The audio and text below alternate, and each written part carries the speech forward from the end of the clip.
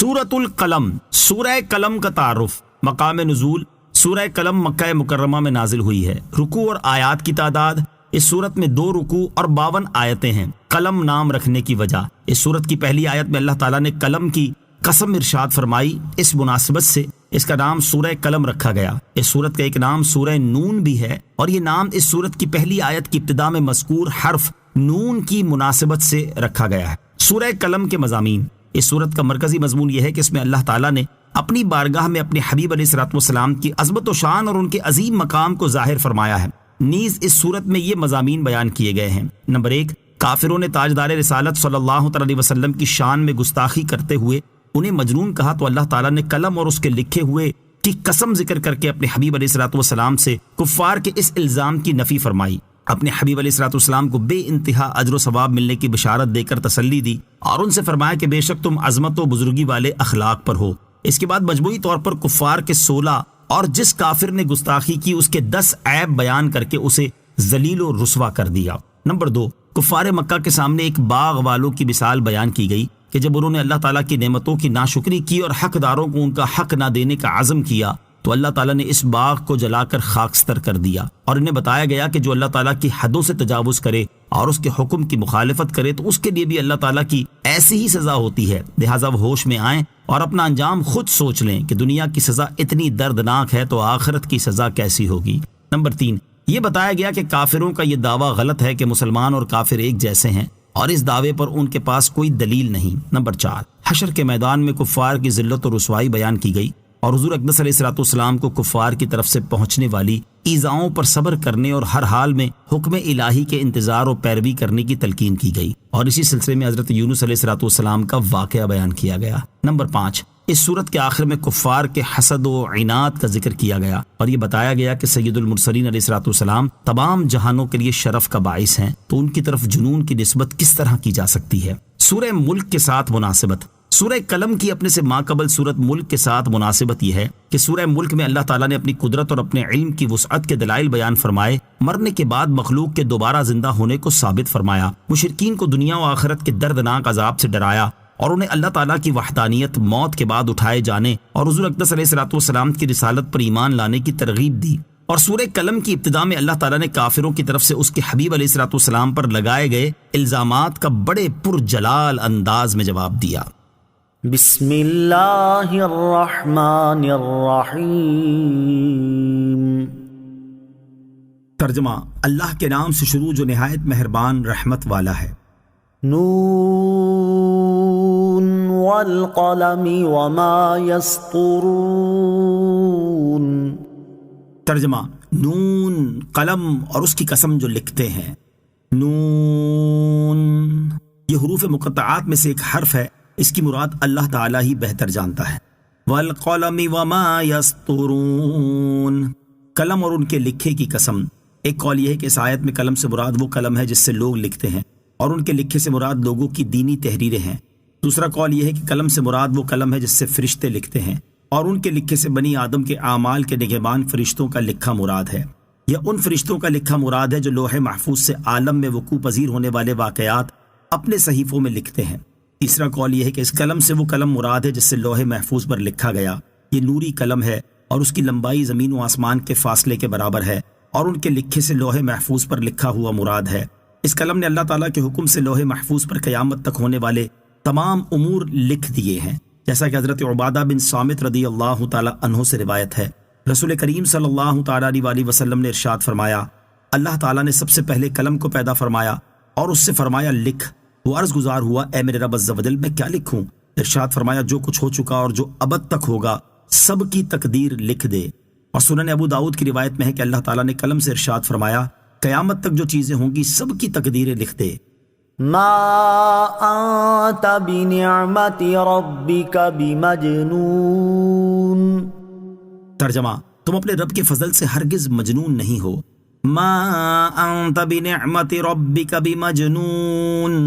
تم اپنے رب کے فضل سے ہرگز مجنون نہیں ہو۔ کفار نے نبی اکرم علیہ الصلوۃ والسلام کی شان میں گستاخی کرتے ہوئے کہا، یا ایھا الذی نزل علیہ الذکر انک لمجنون۔ ترجمہ، اے وہ شخص جس پر قرآن نازل کیا گیا ہے، بے شک تم مجنون ہو۔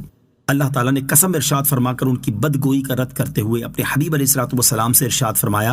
اے پیارے حبیب علیہ الصلوۃ والسلام، قلم اور ان کے لکھے کی قسم، آپ مجنون نہیں ہیں، کیونکہ آپ پر آپ کے رب تعالیٰ کا فضل ہے اور اس کا لطف و کرم آپ کے شامل حال ہے۔ اس نے آپ پر انعام و احسان فرمائے، نبوت اور حکمت عطا کی، مکمل فصاحت، کامل عقل، پاکیزہ خصائل اور پسندیدہ اخلاق عطا کیے۔ مخلوق کے لیے جس قدر کمالات ہونا ممکن ہے وہ سب علی وجہ الکمال عطا فرمائے، اور ہر عیب سے آپ کی بلند صفات ذات کو پاک رکھا، اور ان چیزوں کے ہوتے ہوئے آپ مجنون کیسے ہو سکتے ہیں؟ تاجدار رسالت صلی اللہ تعالی علیہ وسلم کی عظمت و شان۔ یہاں ایک نقطہ قابل ذکر ہے کہ قرآن پاک میں بکثرت مقامات پر انبیاء کرام علیہ الصلوۃ والسلام سے کفار کی جاہلانہ گفتگو کا ذکر ہے، جس کے مطالعے سے ظاہر ہوتا ہے کہ وہ بدبخت طرح طرح سے انبیاء کرام علیہ الصلوۃ والسلام کی بارگاہ میں سخت کلامی اور بےہودہ گوئی کرتے، اور وہ مقدس حضرات اپنے عظیم حلم اور فضل کے لائق انہیں جواب دیتے، لیکن حضور سید المرسلین علیہ الصلوۃ والسلام کی خدمت والا میں کفار نے جو زبان درازی کی ہے،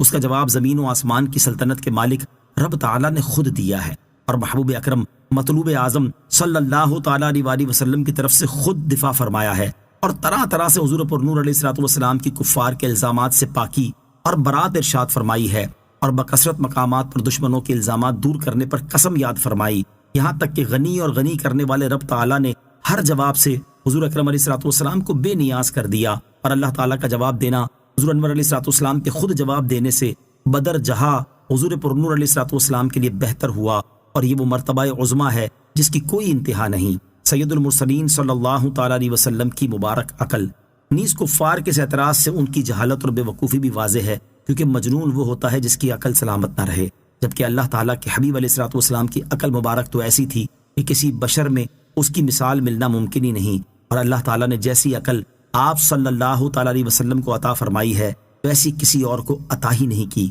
تو پھر آپ علیہ الصلوۃ والسلام کی طرف جنون کی نسبت کرنا جہالت کے سوا اور کیا ہے؟ عقل کی تعریف اور نبی کریم علیہ الصلوۃ والسلام کی عقل مبارک کے بارے میں بیان کرتے ہوئے حضرت علامہ شیخ عبدالحق محدث دہلوی رحمۃ اللہ تعالی فرماتے ہیں، عقل کی حقیقت کے بارے میں لوگوں کا اختلاف ہے۔ لغت کی کتاب قاموس میں کہا گیا ہے کہ عقل چیزوں کے حسن و قباحت اور ان کے کمال و نقصان کی صفات کے علم کا نام ہے، اور یہ علم عقل کے نتائج اور ثمرات سے حاصل ہوتا ہے، اور عقل ایسی قوت ہے جو اس علم کا مبدا اور سرچشمہ ہے۔ اور بیان کیا کہ کہا جاتا ہے کہ انسان کی حرکات و سکنات میں محمود حیت کا نام عقل ہے، حالانکہ یہ بھی عقل کے خواص اور آثار کی قسم سے ہے۔ عقل کی تعریف کے بارے میں قول حق جسے علماء نے بیان کیا یہ ہے کہ عقل ایک روحانی نور ہے جس سے ضروری اور نظری علوم معلوم ہوتے ہیں، اور عقل کے وجود کا آغاز بچے کی پیدائش کے ساتھ ہے، پھر وہ رفتہ رفتہ نشو و نما پاتا ہے، یہاں تک کہ بالغ ہونے کے وقت کامل ہو جاتا ہے۔ اور حضور اکرم علیہ الصلوۃ والسلام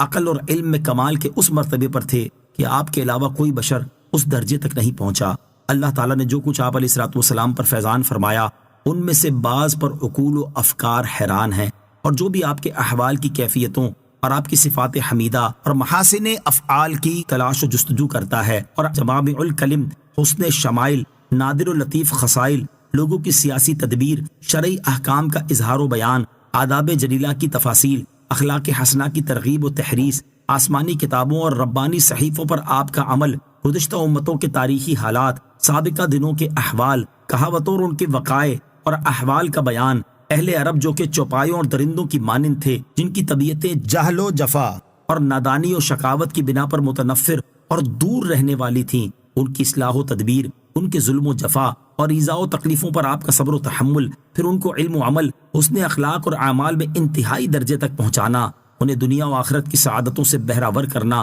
پھر کس طرح ان کا ان سعادتوں کو اپنے نفسوں پر اختیار کرنا اور ان کا اپنے گھروں، دوستوں، عزیزوں کو آپ علیہ الصلوۃ والسلام کی خوشنودی کی خاطر چھوڑ دینا، ان سب چیزوں کا اگر کوئی مطالعہ کرے تو وہ جان لے گا کہ حضور اقدس علیہ الصلوۃ والسلام کی عقل کامل اور آپ علیہ الصلوۃ والسلام کا عمل کس مرتبے و مقام پر تھا۔ جو بھی آپ علیہ الصلوۃ والسلام کے احوال شریف کو ابتدا سے انتہا تک مطالعہ کرے گا وہ دیکھے گا کہ پروردگار عالم نے آپ علیہ الصلوۃ والسلام کو کتنا علم عطا فرمایا اور آپ پر اس کا کتنا فیضان ہے، اور ما کان وما یکون یعنی گزشتہ و آئندہ کے علوم و اسرار بدیہی طور پر کس طرح حاصل ہیں، تو وہ شک و شبہ اور وہم و خیال کے بغیر علم نبوت کو جان لے گا۔ چنانچہ حق تعالیٰ نے حضور انور علیہ الصلوۃ والسلام کی مدح و ثنا اور وفور علم کے بارے میں فرمایا، وَعَلَّمَكَ مَا لَمْ تَكُنْ تَعْلَمْ وَكَانَ فَضْلُ اللَّهِ عَلَيْكَ عَظِيمًا۔ ترجمہ، اور آپ کو وہ سب کچھ سکھا دیا جو آپ نہ جانتے تھے، اور آپ پر اللہ کا فضل بہت بڑا ہے۔ حضرت وہاب بن منبہ رحمۃ اللہ تعالی جو کہ تابعی سند کے حوالے سے قابل اعتماد، ہمیشہ سچ بولنے والے عالم، صاحب کتب و اخبار تھے، فرماتے ہیں کہ میں نے متقدمین کی 71 کتابیں پڑھی ہیں، میں نے ان تمام کتابوں میں پایا کہ حق سبحانہ و تعالی نے دنیا کے آغاز سے لے کر دنیا کے انجام تک تمام لوگوں کو جس قدر عقلیں عطا فرمائی ہیں، ان سب کی عقلیں نبی کریم علیہ الصلوۃ والسلام کی عقل مبارک کے مقابلے میں یوں ہیں جیسے دنیا بھر کے ریگستانوں کے مقابلے میں ایک ذرہ ہے۔ آپ کی رائے ان سب سے افضل و اعلیٰ ہے۔ عوارف المعارف میں بعض علماء نے نقل کیا ہے، پوری عقل کے 100 حصے ہیں، ان میں سے 99 حصے حضور اکرم علیہ الصلوۃ والسلام میں ہیں اور ایک حصہ تمام مسلمانوں میں ہے۔ بندہ مسکین کہتا ہے، یعنی شیخ عبدالحق محدث دہلوی فرماتے ہیں کہ اگر وہ یوں کہیں کہ عقل کے 1000 حصے ہیں، جن میں سے 999 حصے سرور کائنات علیہ الصلوۃ والسلام میں ہیں اور ایک حصہ تمام لوگوں میں ہے، تو اس کی بھی گنجائش ہے، اس لیے کہ جب آپ علیہ الصلوۃ والسلام میں بے انتہا کمال ثابت ہے تو آپ کی شان میں معبود ہونے کے علاوہ جو کچھ بھی کہا جائے گا بجا ہوگا۔ اس پر اگر حاسدوں کا سینہ جلے اور گمراہوں کا دل تنگ ہو تو اس کا کوئی علاج نہیں۔ اللہ تعالیٰ ارشاد فرماتا ہے، اِنَّا أَعْطَيْنَاكَ الْكَوْثَرَ۔ ترجمہ، اے محبوب، بے شک ہم نے تمہیں بے شمار خوبیاں عطا فرمائیں، اور فرمایا إِنَّ شَانِئَكَ هُوَ الْأَبْتَرُ۔ ترجمہ، بے شک جو تمہارا دشمن ہے وہی ہر خیر سے محروم ہے۔ اعلیٰ حضرت رحمت اللہ تعالی کیا خوب فرماتے ہیں، مل کے خاص کبریا ہو، مالک ہر ماں سوا ہو، کوئی کیا جانے کہ کیا ہو، عقل عالم سے ورا ہو۔ وَإِنَّ لَكَ لَأَجْرًا غَيْرَ مَمْنُونٍ۔ ترجمہ، اور یقیناً تمہارے لیے ضرور بے انتہا ثواب ہے۔ وَإِنَّ لَكَ لَأَجْرًا غَيْرَ مَمْنُونٍ، اور یقیناً تمہارے لیے ضرور بے انتہا ثواب ہے۔ ارشاد فرمایا کہ اے حبیب صلی اللہ تعالیٰ علیہ وسلم، ضرور تمہارے لیے رسالت کی تبلیغ، نبوت کے اظہار، مخلوق کو اللہ تعالیٰ کی طرف دعوت دینے اور کفار کی ان بے ہدہ باتوں، افتراؤں اور طعنوں پر صبر کرنے کا بے انتہا ثواب ہے۔ لہذا کفار جو آپ کی طرف جنون کی نسبت کر رہے ہیں، آپ اسے خاطر میں نہ لائیے اور رسالت کی تبلیغ کے اہم کام کو جاری رکھیے۔ اعلیٰ حضرت امام احمد رضا خان لکھتے ہیں، حق تعالیٰ نے فرمایا، وَإِنَّ لَكَ لَأَجْرًا غَيْرَ مَمْنُونٍ، اور بے شک تیرے لیے اجر بے پایا ہے کہ تو ان دیوانوں کی بد زبانی پر صبر کرتا اور حلم و کرم سے پیش آتا ہے۔ مجنون تو چلتی ہوا سے الجھا کرتے ہیں، تیرا سا حلم و صبر کوئی تمام عالم کے عقلاء میں تو بتا دے۔ رسول کریم علیہ الصلوۃ والسلام کو ملنے والا ثواب، یاد رہے کہ تمام مسلمانوں کی نیکیوں کا ثواب اضافے در اضافے کے ساتھ نبی کریم صلی اللہ تعالیٰ علیہ وسلم کے نامہ اعمال میں درج ہوتا ہے۔ مثال کے طور پر رسول کریم علیہ الصلوۃ والسلام نے جتنے لوگوں کو مسلمان کیا تو انہیں مسلمان کرنے کا ثواب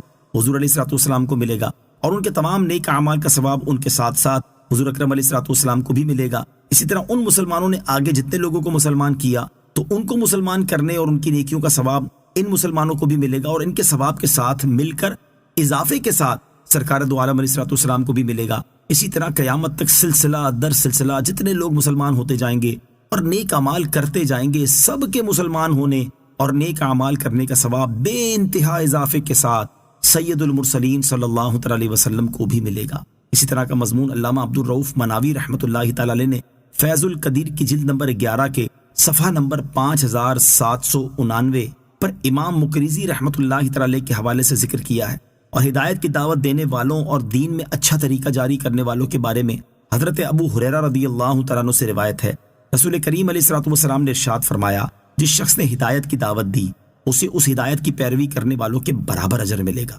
اور ان کے اجروں میں کوئی کمی نہیں ہوگی، اور جس شخص نے کسی گمراہی کی دعوت دی اسے اس گمراہی کی پیروی کرنے والوں کے برابر گناہ ہوگا اور ان کے گناہوں میں کوئی کمی نہیں ہوگی۔ اور حضرت جریر بن عبداللہ رضی اللہ تعالیٰ عنہ سے روایت ہے، سید المرسلین صلی اللہ تعالی علیہ وسلم نے ارشاد فرمایا، جس شخص نے مسلمانوں میں کسی نیک طریقے کی ابتدا کی اور اس کے بعد اس طریقے پر عمل کیا گیا تو اس طریقے پر عمل کرنے والوں کا اجر بھی اس کے نامہ اعمال میں لکھا جائے گا اور عمل کرنے والوں کے اجر میں کمی نہیں ہوگی۔ اور جس شخص نے مسلمانوں میں کسی برے طریقے کی ابتدا کی اور اس کے بعد اس طریقے پر عمل کیا گیا تو اس طریقے پر عمل کرنے والوں کا گناہ بھی اس شخص کے نامہ اعمال میں لکھا جائے گا اور عمل کرنے والوں کے گناہ میں کوئی کمی نہیں ہوگی۔ سید العالمین صلی اللہ تعالی وسلم کا صبر، حلم اور عفو و درگزر، یہاں تاجدار رسالت صلی اللہ تعالی وسلم کے صبر، حلم اور عفو و درگزر کی کچھ جھلک سماعت کیجیے۔ چنانچہ حدیث اور سیرت کی کتابوں میں مذکور ہے کہ نبی اکرم علیہ الصلوۃ والسلام نے کسی سے اپنی ذات کا بدلہ نہیں لیا، بلکہ آپ علیہ الصلوۃ والسلام زیادتی کرنے والوں کے عمل پر حلم اور صبر کا مظاہرہ کرتے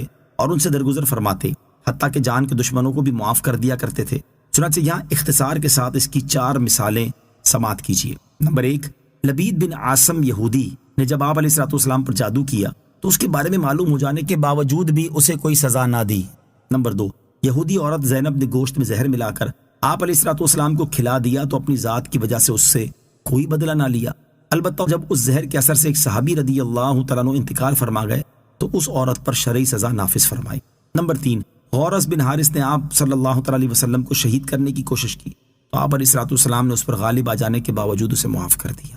نمبر 4، کفار مکہ نے وہ کون سا ایسا ظالمانہ برتاؤ تھا جو آپ کے ساتھ نہ کیا ہو، لیکن فتح مکہ کے دن جب یہ سب جباران قریش مہاجرین و انصار کے لشکروں کے محاصرے میں مجبور ہو کر حرم کعبہ میں خوف اور دہشت سے کانپ رہے تھے اور انتقام کے ڈر سے ان کے جسم کا رواں رواں لرز رہا تھا، تو رسول رحمت علیہ الصلوۃ والسلام نے ان مجرموں کو یہ فرما کر چھوڑ دیا کہ جاؤ، آج تم سے کوئی مواخذہ نہیں، تم سب آزاد ہو۔ مختصر یہ کہ حضور پر نور علیہ الصلوۃ والسلام کی پوری سیرت طیبہ میں صبر، حلم اور عفو و درگزر کی اتنی مثالیں موجود ہیں کہ جنہیں شمار کیا جائے تو ایک انتہائی ضخیم کتاب مرتب ہو سکتی ہے۔ وَإِنَّكَ لَعَلَى خُلُقٍ عَظِيمٍ۔ ترجمہ، اور بے شک تم یقیناً عظیم اخلاق پر ہو۔ وَإِنَّكَ لَعَلَى خُلُقٍ عَظِيمٍ، اور بے شک تم یقیناً عظیم اخلاق پر ہو۔ علامہ علی بن محمد خازن رحمۃ اللہ تعالی علیہ فرماتے کہ یہ آیت گویا کہ ما انت بنعمت ربک بمجنون کی تفسیر ہے، کیونکہ تاجدار رسالت صلی اللہ تعالی علیہ وسلم کے قابل تعریف اخلاق اور پسندیدہ افعال آپ کی ذات مبارکہ سے ظاہر تھے، اور جس کی ایسی شان ہو اس کی طرف جنون کی نسبت کرنا درست نہیں۔ اعلیٰ حضرت امام احمد رضا خان رحمۃ اللہ تعالی علیہ لکھتے ہیں، حق جل و علا نے فرمایا وَإِنَّكَ لَعَلَى خُلُقٍ عَظِيمٍ، اور بے شک تو بڑے عظمت والے ادب تہذیب پر ہے کہ ایک حلم و صبر کیا، تیری جو خصلت ہے اس درجہ عظیم و با شوکت ہے کہ اخلاق عاقلان جہاں مجتمع ہو کر اس کے ایک شمع یعنی قلیل مقدار کو نہیں پہنچتے، پھر اس سے بڑھ کر اندھا کون جو تجھے ایسے لفظ سے یاد کرے۔ حضور اقدس صلی اللہ تعالی علیہ وآلہ وسلم کے مبارک اخلاق،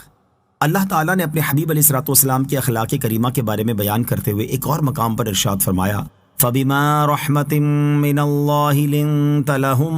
وَلَوْ كُنْتَ فَظًّا غَلِيظَ الْقَلْبِ لَانفَضُّوا مِنْ حَوْلِكَ۔ ترجمہ، تو اے حبیب، اللہ کی کتنی بڑی مہربانی ہے کہ آپ ان کے لیے نرم دل ہیں، اور اگر آپ ترش مزاج سخت دل ہوتے تو یہ لوگ ضرور آپ کے پاس سے بھاگ جاتے۔ اور حضرت جابر رضی اللہ تعالیٰ عنہ سے روایت ہے، نبی کریم صلی اللہ تعالیٰ علیہ وسلم نے ارشاد فرمایا، اللہ تعالیٰ نے اخلاق کے درجات مکمل کرنے اور اچھے اعمال کے کمالات پورے کرنے کے لیے مجھ کو بھیجا۔ حضرت سعد بن حشام رضی اللہ تعالیٰ عنہ فرماتے ہیں، میں نے حضرت عائشہ صدیقہ رضی اللہ تعالیٰ عنہا سے دریافت کیا، اے ام المومنین رضی اللہ تعالیٰ عنہا، مجھے رسول اللہ صلی اللہ تعالیٰ علیہ وسلم کے اخلاق کے بارے میں بتائیے۔ حضرت عائشہ صدیقہ رضی اللہ تعالیٰ عنہا نے فرمایا، کیا تم قرآن نہیں پڑھتے؟ میں نے عرض کی کیوں نہیں؟ تو آپ نے ارشاد فرمایا، رسول اللہ صلی اللہ تعالیٰ علیہ وسلم کا خلق قرآن ہی تو ہے۔ اور علامہ عبد المصطفیٰ اعظمی رحمۃ اللہ تعالی علیہ لکھتے ہیں، حضور نبی کریم علیہ الصلوۃ والسلام محاسن اخلاق کے تمام گوشوں کے جامع تھے، یعنی حلم و عفو، رحم و کرم، عدل و انصاف، جود و سخا، ایثار و قربانی، مہمان نوازی، عدم تشدد، شجاعت، ایفاء عہد، حسن معاملہ، صبر و قناعت، نرم گفتاری، خوش روئی، ملنساری،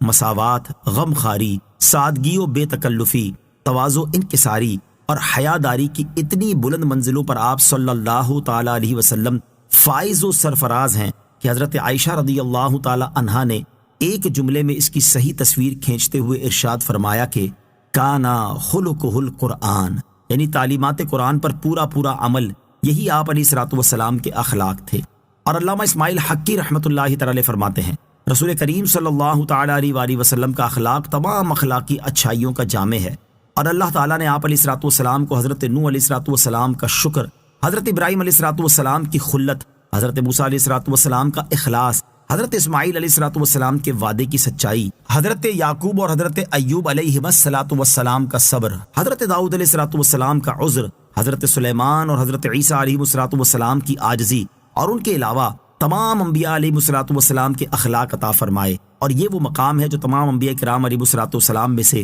صرف سید المرسلین صلی اللہ تعالی علیہ وآلہ وسلم کو عطا ہوا ہے۔ اعلیٰ حضرت امام احمد رضا خان علیہ رحمت الرحمان کیا خوب فرماتے ہیں، تیرے خلق کو حق نے عظیم کہا، تیری خلق کو حق نے جمیل کیا، کوئی تجھ سا ہوا ہے نہ ہوگا شہا، تیرے خالق حسن و ادا کی قسم۔ علم اور عمل دونوں اعتبار سے کامل اور جامع شخصیت۔ یہاں ایک نکتہ قابل ذکر ہے، اللہ تعالیٰ نے اپنے حبیب علیہ الصلوۃ والسلام کے علم مبارک کے بارے میں ارشاد فرمایا، وَأَنزَلَ اللَّهُ عَلَيْكَ الْكِتَابَ وَالْحِكْمَةَ وَعَلَّمَكَ مَا لَمْ تَكُنْ تَعْلَمْ وَكَانَ فَضْلُ اللَّهِ عَلَيْكَ عَظِيمًا۔ ترجمہ، اور اللہ نے آپ پر کتاب اور حکمت نازل فرمائی اور آپ کو وہ سب کچھ سکھا دیا جو آپ نہ جانتے تھے، اور آپ پر اللہ کا فضل بہت بڑا ہے۔ اور اپنے حبیب صلی اللہ تعالیٰ علیہ وسلم کے عمل مبارک کے بارے میں ارشاد فرمایا، وَإِنَّكَ لَعَلَىٰ خُلُقٍ عَظِيمٍ۔ ترجمہ، اور بے شک تم یقیناً عظیم اخلاق پر ہو۔ اس سے معلوم ہوا کہ سید المرسلین صلی اللہ تعالیٰ علیہ وآلہ وسلم علم اور عمل دونوں اعتبار سے کامل اور جامع ہیں۔ سرکار دو عالم صلی اللہ تعالیٰ علیہ وآلہ وسلم کے اخلاق کریمہ سے متعلق ایک عظیم واقعہ۔ ویسے تو احادیث اور سیرت کی کتابوں میں سید المرسلین صلی اللہ تعالیٰ علیہ وآلہ وسلم کے اخلاق کریمہ کے بے شمار واقعات مذکور ہیں، جنہیں اختصار کے ساتھ بھی یہاں بیان کرنا ممکن نہیں۔ البتہ ہم ایک ایسا واقعہ ذکر کرتے ہیں جس سے معلوم ہوتا ہے کہ بڑے تو بڑے صحیح، چھوٹے بچے تک بھی تاجدار رسالت صلی اللہ تعالیٰ علیہ وسلم کے اخلاق کریمہ سے بہت متاثر تھے، اور کسی صورت بھی آپ کے دامن اقدس سے جدائی انہیں برداشت نہ تھی۔ چنانچہ حضرت زید بن حارثہ رضی اللہ تعالیٰ عنہ زمانہ جاہلیت میں اپنی والدہ کے ساتھ ننیال جا رہے تھے کہ بنو کین نے وہ قافلہ لوٹ لیا اور حضرت زید رضی اللہ تعالیٰ عنہ کو مکے میں لا کر بیچ دیا۔ حکیم بن حزام نے اپنی پھوپھی حضرت خدیجہ رضی اللہ تعالیٰ عنہا کے لیے ان کو خرید لیا۔ جب حضور اقدس علیہ الصلوۃ والسلام کا نکاح حضرت خدیجہ رضی اللہ تعالیٰ عنہا سے ہوا تو انہوں نے زید رضی اللہ تعالیٰ عنہ کو حضور اقدس علیہ الصلوۃ والسلام کی خدمت میں بطور ہدیہ پیش کیا۔ حضرت زید رضی اللہ تعالیٰ عنہ کے والد کو ان کی جدائی کا بہت صدمہ تھا، اور وہ حضرت زید رضی اللہ تعالیٰ عنہ کی جدائی میں اشعار پڑھتے اور روتے ہوئے ڈھونڈتے پھرا کرتے تھے۔ اتفاق سے ان کی قوم کے چند لوگوں کا حج کی غرض سے مکہ جانا ہوا تو وہاں انہوں نے حضرت زید رضی اللہ تعالیٰ عنہ کو پہچان لیا، اور جب وہ حج سے واپس گئے تو انہوں نے حضرت زید رضی اللہ تعالیٰ عنہ کی خیر و خبر ان کے باپ کو سنائی۔ حضرت زید رضی اللہ تعالیٰ عنہ کے باپ اور چچا فدیے کی رقم لے کر ان کو غلامی سے چھڑانے کی خاطر مکہ مکرمہ میں حضور پرنور علیہ الصلوۃ والسلام کی خدمت میں پہنچے اور عرض کیا، اے ہاشم کی اولاد، اپنی قوم کے سردار، تم لوگ حرم کے رہنے والے ہو اور اللہ عز و جل کے گھر کے پڑوسی ہو، تم خود قیدیوں کو رہا کراتے ہو، بھوکوں کو کھانا کھلاتے ہو، ہم اپنے بیٹے کی طلب میں تمہارے پاس پہنچے ہیں، ہم پر احسان فرماؤ اور کرم کرو، فدیہ قبول کرو اور اس کو رہا کر دو، بلکہ جو فدیہ ہو اس سے زیادہ لے لو۔ نبی پاک علیہ الصلوۃ والسلام نے فرمایا، بس اتنی ہی بات ہے؟ عرض کیا، حضور بس یہی عرض ہے۔ آپ صلی اللہ تعالیٰ علیہ وسلم نے ارشاد فرمایا، زید کو بلاؤ اور اس سے پوچھ لو، اگر وہ تمہارے ساتھ جانا چاہے تو بغیر فدیہ ہی کہ وہ تمہاری نظر ہے، اور اگر نہ جانا چاہے تو میں ایسے شخص پر جبر نہیں کر سکتا جو خود نہ جانا چاہے۔ چنانچہ حضرت زید رضی اللہ تعالیٰ عنہ بلائے گئے اور آپ صلی اللہ تعالیٰ علیہ وسلم نے فرمایا، تم ان کو پہچانتے ہو؟ عرض کی، جی ہاں پہچانتا ہوں، یہ میرے باپ ہیں اور یہ میرے چچا۔ حضور اقدس علیہ الصلوۃ والسلام نے فرمایا کہ میرا حال بھی تمہیں معلوم ہے، اب تمہیں اختیار ہے کہ میرے پاس رہنا چاہو تو میرے پاس رہو، ان کے ساتھ جانا چاہو تو اجازت ہے۔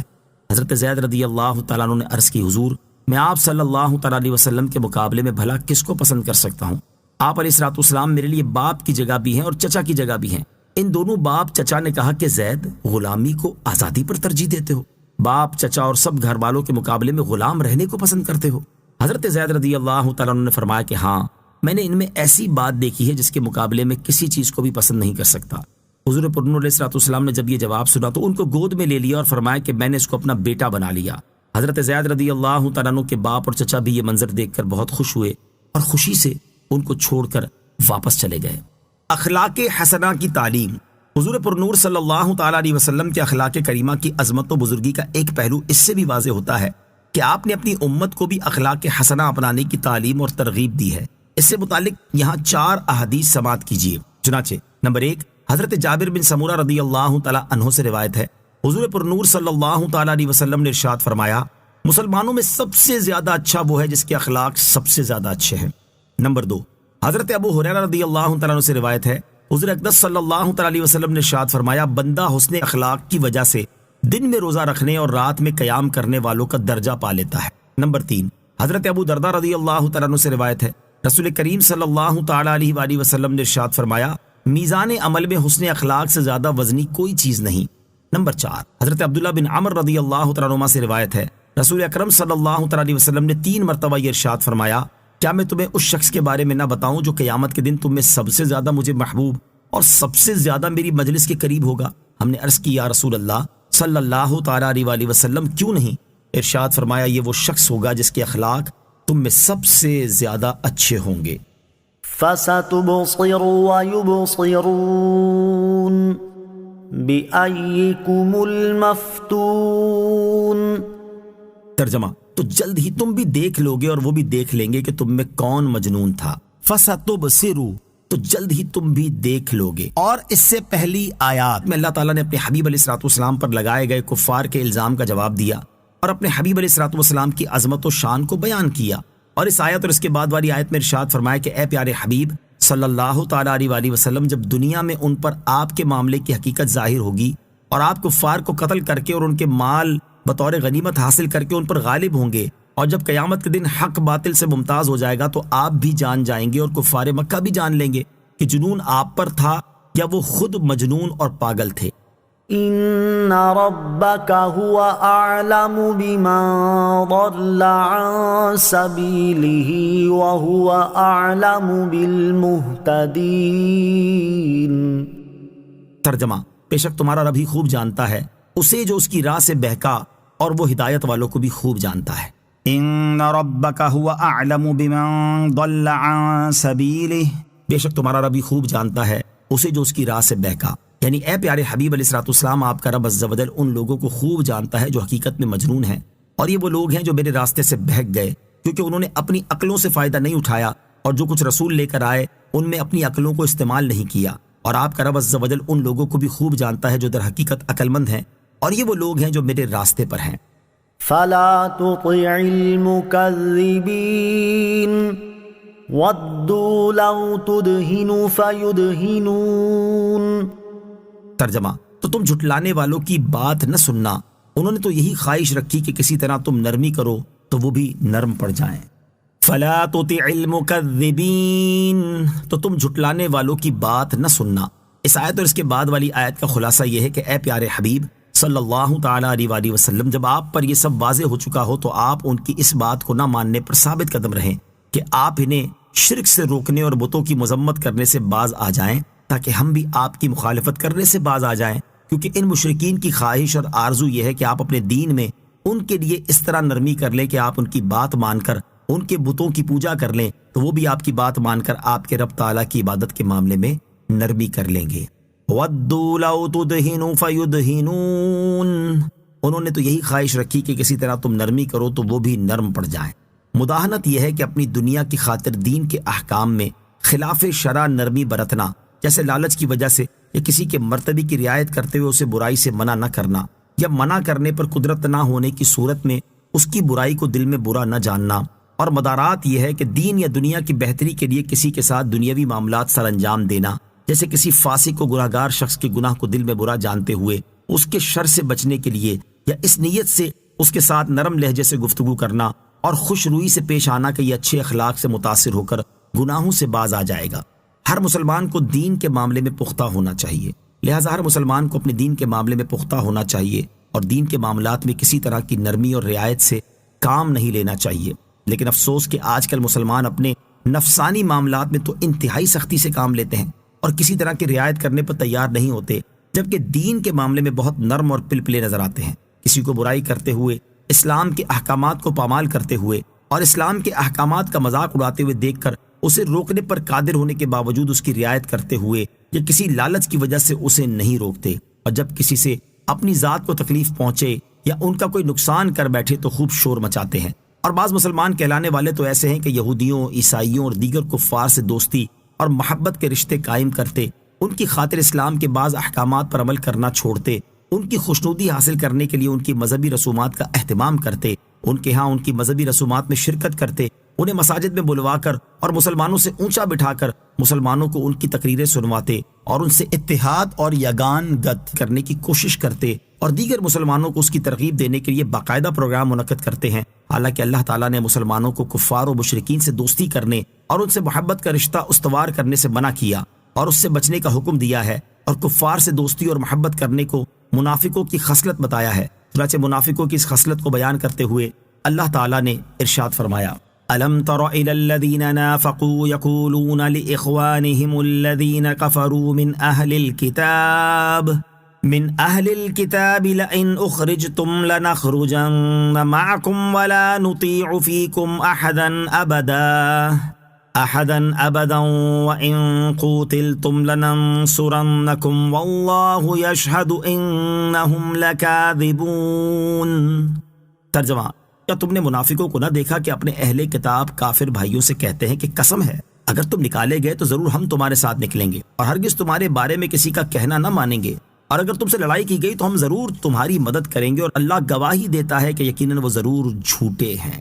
اور مسلمانوں سے ارشاد فرمایا: یا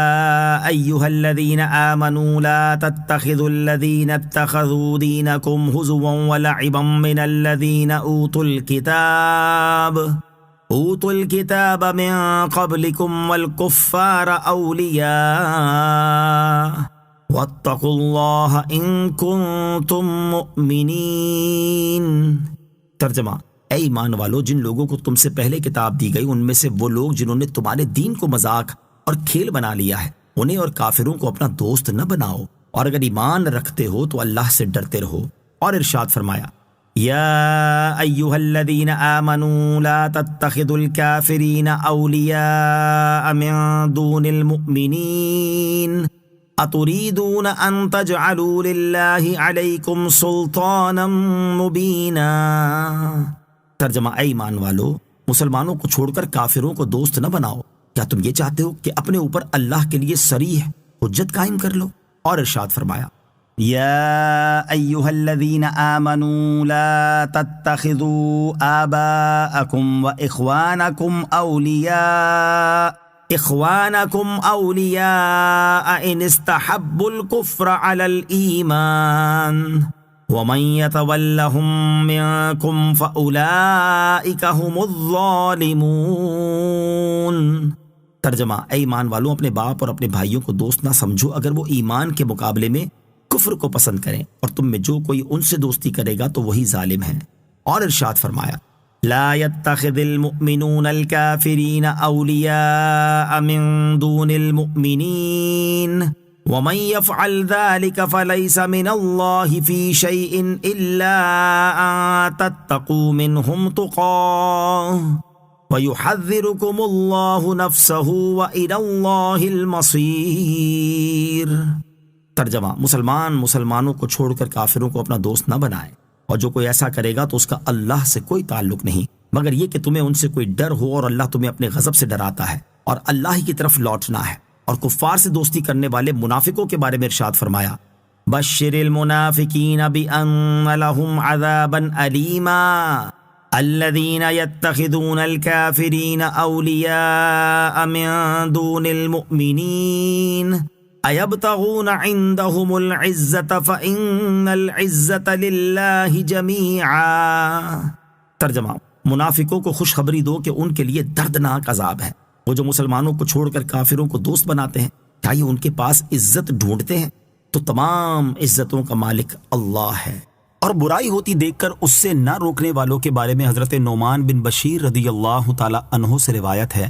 حضور پرنور صلی اللہ تعالی علیہ وآلہ وسلم نے ارشاد فرمایا: اللہ تعالیٰ کی حدود میں نرمی برتنے والے اور ان میں مبتلا ہونے والے کی مثال ان لوگوں جیسی ہے جنہوں نے کشتی میں قرآن دازی کی تو بعض کے حصے میں نیچے والا حصہ آیا اور بعض کے حصے میں اوپر والا۔ نیچے والوں کو پانی کے لیے اوپر والوں کے پاس جانا ہوتا تھا، اوپر والوں کو نیچے والوں کے پانی لے کر گزرنے کی وجہ سے اذیت پہنچی اور انہوں نے اسے زحمت شمار کیا، تو نیچے والوں میں سے ایک شخص نے کلاڑا لیا اور کشتی کے نچلے حصے میں سوراخ کرنے لگا۔ اوپر والے اس کے پاس آئے اور کہنے لگے: تجھے کیا ہو گیا ہے؟ اس نے کہا: میری وجہ سے تمہیں تکلیف ہوتی تھی اور پانی کے بغیر گزارا نہیں، اس لیے میں کشتی میں سوراخ کر رہا ہوں تاکہ مجھے پانی حاصل ہو جائے اور تمہاری تکلیف دور ہو جائے۔ پس اگر انہوں نے اس کا ہاتھ پکڑ لیا تو اسے ڈوبنے سے بچا لیا اور خود بھی بچ جائیں گے، اور اگر اسے چھوڑ دیا اور سوراخ کرنے سے منع نہیں کیا تو اسے ہلاک کریں گے اور اپنی جانوں کو ہلاک کر بیٹھیں گے۔ اور حضرت ام سلمہ رضی اللہ تعالی عنہا سے روایت ہے، رسول اللہ صلی اللہ تعالی علیہ وآلہ وسلم نے ارشاد فرمایا، ان قریب تم پر ایسے بادشاہ مسلط ہوں گے جن سے تم نیکی بھی دیکھو گے اور برائی بھی، تو جس نے ان کی برائی کو برا کہا وہ بری ہوا، اور جس نے ان کی برائی کو برا کہنے کی قدرت نہ رکھنے کی وجہ سے اس برائی کو دل سے برا سمجھا، وہ بھی ان کی برائی میں شریک ہونے کے وبال سے سلامت رہا۔ البتہ جو دل سے ان کی برائی پر راضی ہوا اور اس نے ان کی پیروی کی تو وہ ہلاک ہوا۔ اللہ تعالیٰ مسلمانوں کو عقل سلیم عطا فرمائے اور اپنے دین پر پختگی اور اس کے احکامات پر مضبوطی سے عمل کی توفیق عطا فرمائے، آمین۔ نوٹ: کفار و مشرکین سے تعلقات رکھنے کے بارے میں تفصیلی معلومات حاصل کرنے کے لیے فتاوی رضویہ کی جلد نمبر 14 میں موجود اعلیٰ حضرت امام اہل سنت امام احمد رضا خان رحمۃ اللہ تعالی کے رسالے المحجۃ المؤتمنہ فی آیات الممتحنہ، غیر مسلموں سے تعلقات رکھنے کی شرعی حدود کا تفصیلی بیان کا مطالعہ فرمائیں۔ وَلَا تُطِعْ كُلَّ حَلَّافٍ مَّهِينٍ۔ ترجمہ: اور ہر ایسے آدمی کی بات نہ سننا جو بڑا قسمیں کھانے والا ذلیل۔ وَلَا تُطِعْ كُلَّ حَلَّافٍ، اور ہر ایسے آدمی کی بات نہ سننا جو بڑا قسمیں کھانے والا۔ اس سے پہلی آیت میں اللہ تعالیٰ نے مشرکین کی بات ماننے سے منع کیا اور اس ممانعت میں تمام کفار داخل ہیں۔ اب یہاں کفر کے علاوہ مزید عیوب بیان کر کے دوبارہ منع کیا جا رہا ہے کہ جس کافر میں یہ عیب ہوں اس کی بات بطور خاص نہ مانی جائے۔ یہاں آیت میں 2 عیب بیان کیے گئے ہیں۔ نمبر 1، وہ حلاف ہے۔ حلاف اسے کہتے ہیں جو حق اور باطل دونوں طرح کے معاملات میں بہت زیادہ قسمیں کھاتا ہو۔ نمبر 2، وہ ذلیل ہے کیونکہ بات بات پر قسمیں کھانے والا اور جھوٹی قسمیں کھانے والا لوگوں کی نگاہوں میں ذلیل ہوتا ہے۔ یاد رہے کہ جمہور مفسرین کے نزدیک اس آیت سے لے کر آیت نمبر 16 تک جو مذموم اوصاف بیان کیے گئے یہ ولید بن مغیرہ کے ہیں، جبکہ بعض مفسرین کا قول یہ ہے کہ یہ اوصاف اسود بن عبد یغوث یا اخنس بن شریک یا ابو جہل بن حشام کے ہیں۔ بات بات پر قسمیں اٹھانے والے نصیحت حاصل کریں۔ اس آیت سے ان مسلمانوں کو بھی نصیحت حاصل کرنی چاہیے کہ جو بات بات پر اللہ تعالیٰ کی یا قرآن کی قسمیں اٹھانا شروع کر دیتے ہیں اور بسا اوقات جھوٹے ہونے کے باوجود بھی کثرت کے ساتھ قسمیں کھاتے نظر آتے ہیں، تاکہ کسی طرح ان کی بات کو سچ مان لیا جائے اور ان کے اس عمل کی وجہ سے لوگوں کی نظروں میں ان کی جو عزت اور مقام بنتا ہے وہ سب اچھی طرح جانتے ہیں۔ زیادہ قسمیں کھانے اور قسموں کو دھوکہ دینے اور فساد برپا کرنے کا ذریعہ بنانے سے منع کرتے ہوئے اللہ تعالیٰ ارشاد فرماتا ہے، وَلَا تَجْعَلُوا اللَّهَ عُرْضَةً لِأَيْمَانِكُمْ۔ ترجمہ: اور اپنی قسموں کی وجہ سے اللہ کے نام کو آڑ نہ بنا لو۔ اور ارشاد فرماتا ہے، وَلَا تَتَّخِذُوا أَيْمَانَكُمْ دَخَلًا بَيْنَكُمْ فَتَزِلَّ قَدَمٌ بعد ثبوتها وتذوقوا السوء بما صددتم عن سبيل الله ولكم عذاب عظيم۔ ترجمہ: اور تم اپنی قسموں کو اپنے درمیان دھوکے اور فساد کا ذریعہ نہ بناؤ ورنہ قدم ثابت قدمی کے بعد پھسل جائیں گے اور تم اللہ کے راستے سے روکنے کی وجہ سے سزا کا مزہ چکھو گے اور تمہارے لیے بہت بڑا عذاب ہوگا۔ اور قسموں کے بدلے دنیا کا ذلیل مال لینے والوں کے بارے میں ارشاد فرماتا ہے، ان الذين يشترون بعهد الله وايمانهم ثمنا قليلا اولئك لا خلاق لهم في الاخره ولا يكلمهم الله ولا ينظر اليهم يوم القيامه ولا يزكيهم ولهم عذاب اليم۔ ترجمہ: بے شک وہ لوگ جو اللہ کے وعدے اور اپنی قسموں کے بدلے تھوڑی سی قیمت لیتے ہیں ان لوگوں کے لیے آخرت میں کچھ حصہ نہیں، اور اللہ قیامت کے دن نہ تو ان سے کلام فرمائے گا اور نہ ان کی طرف نظر کرے گا اور نہ انہیں پاک کرے گا، اور ان کے لیے دردناک عذاب ہے۔ اللہ تعالیٰ مسلمانوں کو ہدایت اور عقل سلیم عطا فرمائے، آمین۔ ہمازٍ مشاء بنمیم۔ ترجمہ: سامنے بہت تانے دینے والا، چغلی کے ساتھ ادھر ادھر بہت پھرنے والا۔ ہماز، بہت تانے دینے والا۔ اس آیت میں بھی 2 عیب بیان کیے گئے ہیں۔ نمبر 1، وہ ہماز ہے۔ ہماز اس شخص کو کہتے ہیں جو لوگوں کے سامنے ان کے بکثرت عیب نکالے یا بہت تانے دے۔ عیب جوئی کرنے اور تانے دینے کی مذمت۔ ایسے شخص کے بارے میں اللہ تعالیٰ ارشاد فرماتا ہے، وَيْلٌ لِكُلِّ ہُمَزَةٍ۔ ترجمہ: اس کے لیے خرابی ہے جو لوگوں کے منہ پر عیب نکالے اور حضرت راشد بن سعد مقرانی رضی اللہ تعالی عنہ سے مروی ہے، رسول اللہ صلی اللہ تعالی علیہ وآلہ وسلم نے ارشاد فرمایا، معراج کی رات میں کچھ عورتوں اور مردوں کے پاس سے گزرا جو ان کی پستانوں کے ساتھ لٹکے ہوئے تھے۔ میں نے کہا، اے جبرائیل علیہ السلام، یہ کون لوگ ہیں؟ حضرت جبرائیل نے عرض کی، یا رسول اللہ صلی اللہ تعالی علیہ وسلم، یہ وہ مرد اور عورتیں ہیں جو لوگوں کے سامنے بہت عیب نکالتے اور تانے دیا کرتے تھے۔ نمبر 2، وہ چغلی کے ساتھ ادھر ادھر بہت پھرنے والا ہے۔ چغلی کی تعریف اور اس کی مذمت۔ چغلی کی تعریف یہ ہے کہ لوگوں کے درمیان فساد ڈالنے کے لیے ایک کی بات دوسرے تک پہنچانا۔ احادیث میں چغل خوری کی شدید مذمت بیان کی گئی ہے، یہاں ان میں سے 3 احادیث سماعت کیجیے۔ نمبر 1، حضرت حذیفہ رضی اللہ تعالیٰ عنہ فرماتے ہیں، میں نے حضور پرنور صلی اللہ تعالیٰ علیہ وآلہ وسلم کو ارشاد فرماتے ہوئے سنا کہ چغل خور جنت میں نہیں جائے گا۔ نمبر 2، حضرت عبد الرحمن بن غنم اشعری رضی اللہ تعالیٰ عنہ سے مروی ہے، حضور اقدس صلی اللہ تعالیٰ علیہ وسلم نے ارشاد فرمایا، اللہ تعالیٰ کے بہترین بندے وہ ہیں کہ جب ان کو دیکھا جائے تو اللہ تعالیٰ یاد آ جائے، اور اللہ تعالیٰ کے بدترین بندے چغلی خانے کے لیے ادھر ادھر پھرنے والے، دوستوں کے درمیان جدائی ڈالنے والے اور بے عیب لوگوں کی خامیاں نکالنے والے ہیں۔ نمبر 3، حضرت علا بن حارث رضی اللہ تعالیٰ عنہ سے روایت ہے، سرکار دو عالم صلی اللہ تعالیٰ علیہ وسلم نے ارشاد فرمایا، منہ پر برا بھلا کہنے والوں، پیٹھ پیچھے عیب جوئی کرنے والوں، چغلی کھانے والوں اور بے عیب لوگوں میں عیب تلاش کرنے والوں کو اللہ تعالیٰ قیامت کے دن کتوں کی شکل میں جمع فرمائے گا۔ مناع للخیر معتد اثیم۔ ترجمہ، بھلائی سے بڑا روکنے والا، حد سے بڑھنے والا، بڑا گناہ گار۔ مناع للخیر،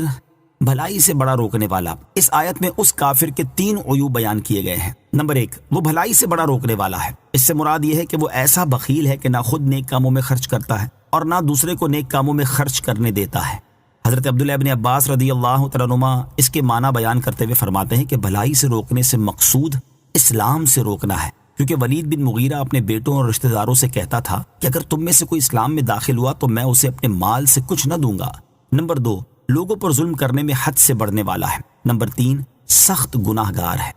عتل بعد ذلك زنیم۔ ترجمہ، سخت مزاج، اس کے بعد ناجائز پیداوار ہے۔ عتل، سخت مزاج۔ اس آیت میں اس کافر کے 2 عیب بیان کیے گئے کہ وہ طبعی طور پر بد مزاج اور بد زبان ہے، اور ان تمام عیوب سے بڑھ کر اس کا عیب یہ ہے کہ وہ ناجائز پیداوار ہے، تو اس سے خبیث افعال کے صادر ہونے میں کیا تعجب ہے۔ ابو البرکات عبداللہ بن احمد نصفی رحمۃ اللہ تعالی علیہ فرماتے ہیں، مروی ہے کہ ولید بن مغیرہ نے اپنی ماں سے جا کر کہا کہ محمد صلی اللہ علیہ وسلم نے میرے بارے میں 10 باتیں بیان فرمائی ہیں، ان میں سے 9 کے بارے میں تو میں جانتا ہوں کہ وہ مجھ میں موجود ہیں، لیکن ان کی یہ بات کہ میں ناجائز پیداوار ہوں، اس کا حال مجھے معلوم نہیں۔ اب تو مجھے سچ سچ بتا دے کہ اصل حقیقت کیا ہے، ورنہ میں تیری گردن مار دوں گا۔ اس پر اس کی ماں نے کہا کہ تیرا باپ نامرد تھا، اس لیے مجھے یہ اندیشہ ہوا کہ جب وہ مر جائے گا تو اس کا مال دوسرے لوگ لے جائیں گے، تو اس چیز سے بچنے کے لیے میں نے ایک چرواہے کو اپنے پاس بلا لیا، اور تو اس چرواہے کی اولاد ہے۔ سید المرسلین علیہ الصلوۃ والسلام کی شان محبوبیت، اس سے تاجدار رسالت صلی اللہ علیہ وسلم کی فضیلت، شان محبوبیت اور بارگاہ الہی میں آپ کا مقام معلوم ہوتا ہے کہ ولید نے اللہ عز و جل کے حبیب علیہ الصلوۃ والسلام کی شان میں ایک جھوٹا کلمہ کہا تھا کہ معاذ اللہ، آپ علیہ الصلوۃ والسلام مجنون ہیں۔ اس کے جواب میں اللہ تعالیٰ نے اس کے 10 وہ عیوب ظاہر فرما دیے جو واقعی اس میں موجود تھے، اور ان میں سے ایک عیب یعنی حرامی ہونا ایسا تھا کہ اس آیت کے نازل ہونے سے ہی معلوم ہوا، ورنہ اب تک اس کے بارے میں سب یہی سمجھتے تھے کہ وہ خاندان قریش سے ہے۔ نوٹ یاد رہے کہ یہاں تک 9 عیب بیان ہوئے، جبکہ 10ویں عیب کا ذکر اگلی آیت میں ہے۔ أن كان ذا مال وبنين إذا تتلى عليه آياتنا قال أساطير الأولين۔ ترجمہ، اس بنا پر بات نہ مانو کہ وہ مال اور بیٹوں والا ہے، جب اس پر ہماری آیتیں پڑھی جاتی ہیں تو کہتا ہے کہ اگلوں کی کہانیاں ہیں۔ ان کان ذا مال وبنین، کہ وہ مال اور بیٹوں والا ہے۔ اس آیت کا تعلق اسی سورت کی آیت نمبر 10 سے بھی ہو سکتا ہے۔ اس صورت میں آیت کا معنی یہ ہوگا کہ اے حبیب صلی اللہ تعالیٰ علیہ وسلم، ان عیبوں کے ہونے کے ساتھ آپ اس کافر کی بات نہ مانیں کہ وہ مالدار اور بیٹوں والا ہے۔ اور اس آیت کا تعلق اس کے بعد والی آیت سے بھی ہو سکتا ہے۔ اس صورت میں اس آیت اور اس کے بعد والی آیت کا معنی یہ ہوگا کہ وہ کافر مال اور اولاد والا ہے، تو اسے چاہیے تھا کہ نعمتوں کی وجہ سے اللہ تعالیٰ کا شکر ادا کرتا اور ایمان لاتا، لیکن اس لعین نے شکر کرنے کی بجائے مال اور اولاد کی وجہ سے اللہ تعالیٰ کی آیتوں کا انکار کرنا شروع کر دیا۔ اور جب اس کے سامنے قرآن پاک کی آیتیں پڑھی جاتی ہیں تو وہ کہتا ہے کہ یہ اگلوں کی جھوٹی کہانیاں ہیں۔ اس صورت میں ولید بن مغیرہ کا 10واں عیب بنتا ہے، جبکہ مجموعی طور پر آیت نمبر 8 سے لے کر یہاں تک سید المرسلین علیہ الصلوۃ والسلام کے دشمنوں کے 10 سے زیادہ عیب بیان کیے گئے ہیں۔ سنسمه على الخرطوم، ترجمہ: قریب ہے کہ ہم اس کی سور کسی تھوتنی پر داغ دیں گے۔ سنسمہ علی الخرطوم، قریب ہے کہ ہم اس کی سور کسی تھوتنی پر داغ دیں گے۔ اس آیت میں اس کافر کے لیے وعید بیان کرتے ہوئے ارشاد فرمایا کہ ہم اس کی سور کسی تھوتنی پر داغ کر اس کا چہرہ بگاڑ دیں گے اور اس کی بد باطنی کی علامت اس کے چہرے پر نمودار کر دیں گے تاکہ یہ اس کے لیے عار کا سبب ہو۔ یہ خبر دنیا میں اس طرح پوری ہوئی کہ اللہ تعالیٰ نے اس کے عیوب بیان کر کے اسے ایسا ذلیل و رسوا کیا کہ جس طرح داغ کبھی ختم نہیں ہوتا، اسی طرح اس کی ذلت بھی کبھی ختم نہ ہوئی، اور آخرت میں یہ خبر اس طرح پوری ہوگی کہ جہنم میں داخل کرنے سے پہلے اس کے چہرے کو سیاہ کر دیا جائے گا، یا اللہ تعالیٰ اس کی ناک پر ایسی علامت بنا دے گا جس سے اہل محشر پہچان لیں گے کہ یہی وہ کافر ہے جو دین حق کا انکار کرنے میں اور رسول کریم علیہ الصلوۃ والسلام سے عداوت رکھنے میں پیش تھا۔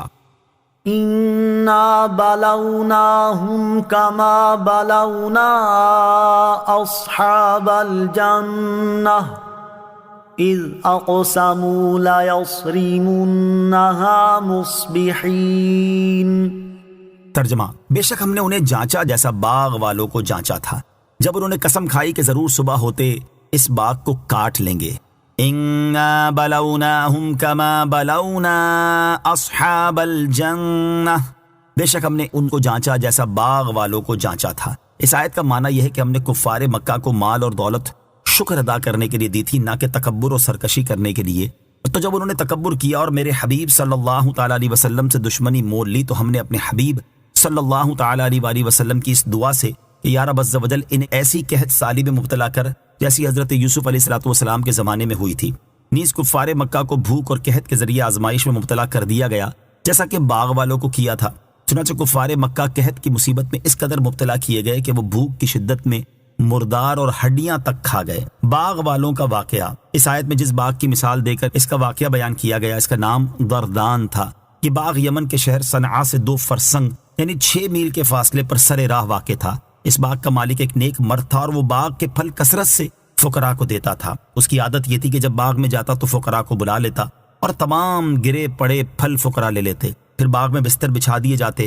اور جب پھل توڑے جاتے تو جتنے پھل بستروں پر گرتے وہ بھی فقراء کو دے دیے جاتے، اور جو خالص اپنا حصہ ہوتا اس سے بھی وہ 10واں حصہ فقراء کو دے دیتا۔ اسی طرح کھیتی کاٹتے وقت بھی اس نے فقراء کے حقوق بہت زیادہ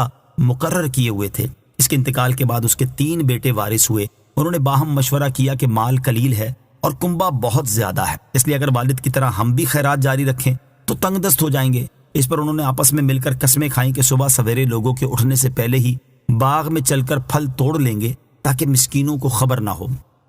ولا يستثنون فطاف عليها طائف من ربك وهم نائمون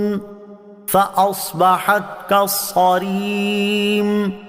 فتنادوا مصبحين أن اغدوا على حرثكم إن كنتم صارمين فانطلقوا وهم يتخافتون ألا يدخلنها اليوم عليكم مسكين وغدوا على حرد قادرين فلما رأوها قالوا إنا لضالون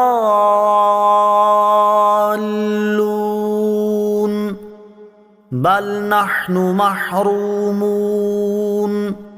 قال أوسطهم ألم أقل لكم لولا تسبحون قالوا سبحان ربنا إنا كنا ظالمين فأقبل بعضهم على بعض يتلاومون قالوا يا ويلنا إنا كنا طاغين عسى ربنا أن يبدلنا خيرا منها إنا إلى ربنا راغبون۔ ترجمہ، اور انشاءاللہ نہیں کہہ رہے تھے تو اس باغ پر تیرے رب کی طرف سے ایک پھیری کرنے والا پھیری کر گیا جبکہ وہ سو رہے تھے، تو صبح کے وقت وہ باغ سیاہ رات کی طرح ہو گیا۔ پھر انہوں نے صبح ہوتے ایک دوسرے کو پکارا کہ اگر تم کاٹنا چاہتے ہو تو صبح سویرے اپنی کھیتی پر چلو، تو وہ چلے اور آپس میں آہستہ آہستہ کہتے جاتے تھے کہ ہرگز آج کوئی مسکین تمہارے پاس باغ میں آنے نہ پائے، اور وہ خود کو روکنے پر قادر سمجھتے ہوئے صبح سویرے چلے۔ پھر جب انہوں نے اس باغ کو دیکھا تو کہنے لگے بے شک ہم ضرور راستہ بھٹک گئے ہیں، بلکہ ہم محروم ہو گئے ہیں۔ ان میں جو بہتر تھا اس نے کہا کیا میں تم سے نہیں کہتا تھا کہ تم تسبیح کیوں نہیں کرتے؟ انہوں نے کہا ہمارا رب پاک ہے، بے شک ہم ظالم تھے۔ پھر وہ ایک دوسرے کی طرف ملامت کرتے متوجہ ہوئے، بولے ہائے ہماری خرابی، بے شک ہم سرکش تھے، امید ہے کہ ہمارا رب ہمیں اس سے بہتر بدل دے، یقیناً اب ہم اپنے رب کی طرف ہی رغبت رکھنے والے ہیں۔ ولا یستثنون، اور انشاء اللہ نہیں کہہ رہے تھے۔ اس آیت اور اس کے بعد والی 14 آیات میں اس واقعے کا بقیہ حصہ بیان کیا گیا ہے۔ اس کا خلاصہ یہ ہے کہ انہوں نے صبح سویرے پھل توڑنے کی قسم کھائی اور انشاء اللہ کہنا بھول گئے۔ پھر یہ لوگ تو قسمیں کھا کر سو گئے، اور اس باغ پر اللہ تعالیٰ کے حکم سے رات میں ایک آگ آئی جو اسے تباہ کر گئی، اور صبح کے وقت وہ باغ جل کر سیاہ رات کی طرح ہو گیا، اور ان لوگوں کو اس کی کچھ خبر نہ ہوئی۔ یہ صبح سویرے اٹھے اور ایک دوسرے کو پکارا کہ اگر تم باغ کا پھل کاٹنا چاہتے ہو تو صبح منہ اندھیرے اپنی کھیتی پر چلو۔ چنانچہ وہ لوگ باغ کی طرف چلے اور اس دوران آپس میں آہستہ آہستہ کہتے جاتے تھے کہ ہرگز آج کوئی مسکین تمہارے باغ میں آنے نہ پائے، اور وہ اپنے آپ کو اس ارادے پر قادر سمجھتے ہوئے صبح سویرے چلے کہ کسی مسکین کو اندر نہ آنے دیں گے، اور وہ تمام پھل اپنے قبضے میں لائیں گے۔ پھر جب باغ کے قریب پہنچے اور انہوں نے اس باغ کو دیکھا کہ وہ جل چکا ہے اور اس میں پھل کا نام و نشان نہیں، تو کہنے لگے بے شک ہم کسی اور باغ پر پہنچ گئے ہیں، کیونکہ ہمارا باغ تو بہت پھلدار ہے۔ پھر جب غور کیا اور اس کے در و دیوار کو دیکھا اور پہچان لیا کہ یہ اپنا ہی باغ ہے، تو کہنے لگے ہم راستہ نہیں بھولے بلکہ حقدار مسکینوں کو روکنے کی نیت کر کے ہم خود اس کے پھل سے محروم ہو گئے ہیں۔ ان میں سے جو عقل مند تھا اس نے کہا کیا میں تم سے نہیں کہتا تھا کہ تم اللہ تعالیٰ کی تسبیح کیوں نہیں کرتے اور اس برے ارادے سے توبہ کیوں نہیں کرتے اور اللہ تعالیٰ کی نعمت کا شکر کیوں نہیں بجا لاتے؟ اس پر سب نے کہا ہمارا رب عز و جل پاک ہے، بے شک ہم ظالم تھے۔ اور اس وقت وہ ملامت کرتے ہوئے ایک دوسرے کی طرف متوجہ ہوئے، اور آخر کار ان سب نے اعتراف کیا کہ ہم سے خطا ہوئی اور ہم حد سے تجاوز کر گئے۔ وہ کہنے لگے ہائے ہماری خرابی، بے شک ہم سرکش تھے کہ ہم نے اللہ تعالیٰ کی نعمت کا شکر نہ کیا اور اپنے باپ دادا کے نیک طریقے کو چھوڑ دیا۔ امید ہے کہ ہمارا رب عز و جل ہمیں اس سے بہتر بدل دے۔ اب ہم اپنے رب عز و جل کی طرف ہی رغبت رکھنے والے ہیں اور اس کے عفو و کرم کی امید رکھتے ہیں۔ ان لوگوں نے سچے دل سے اور اخلاص کے ساتھ توبہ کی تو اللہ تعالیٰ نے انہیں اس کے بدلے اس سے بہتر باغ عطا فرمایا جس کا نام باغ حیوان تھا، اور اس میں کثیر پیداوار ہوئی۔ كذلك العذاب ولعذاب الآخرة أكبر لو كانوا يعلمون۔ ترجمہ، سزا ایسی ہی ہوتی ہے اور بے شک آخرت کی سزا سب سے بڑی ہے، کیا ہی اچھا ہوتا اگر لوگ جانتے۔ کذالک العذاب،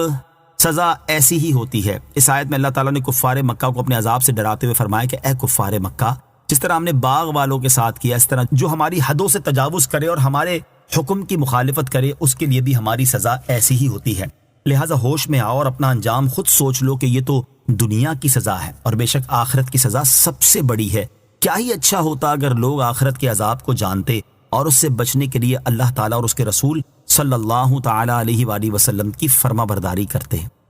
ان للمتقین عند ربهم جنات النعیم افنجعل المسلمین کالمجرمین ما لکم کیف تحکمون۔